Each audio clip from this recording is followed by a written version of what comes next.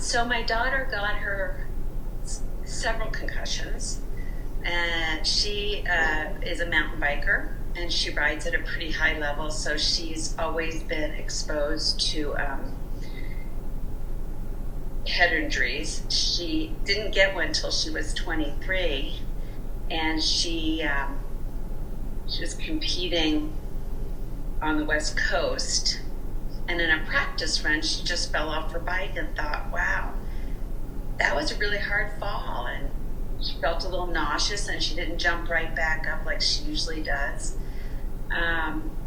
But then, in the spirit of mountain biking, she just got back on and kept on riding, kind of thinking, oh, I definitely bonked my head, but it'll pass. Yeah. So then she had a second and a third, and I believe a fourth.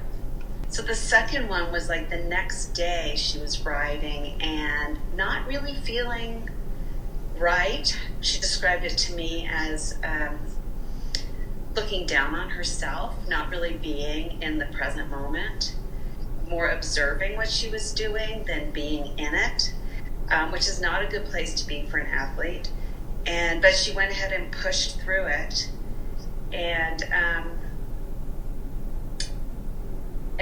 had another fall that was pretty significant. But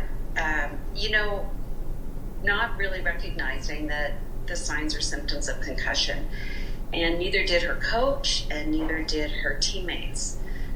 So she flew across the country and did a third race, and she called me and said, I'm going to see how I feel tomorrow. I kind of feel funny.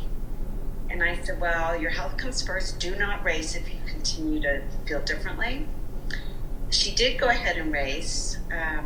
My understanding is she didn't fall, but she didn't feel right. And just the nature of mountain biking is very pounding on the body, even with these high-tech bikes. The fourth race, my husband and I were actually at. It was in our home state of Colorado. And, when we arrived, we looked at her, and she just didn't look like herself to us. But she was talking with her coach, and her coach told her to go for it. So the actual incident that I think really sealed the deal was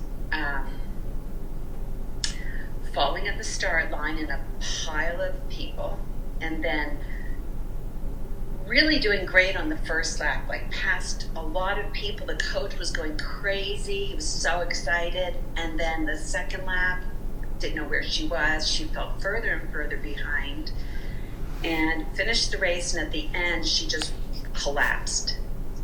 And it was at that point that there was no question that she'd been concussed.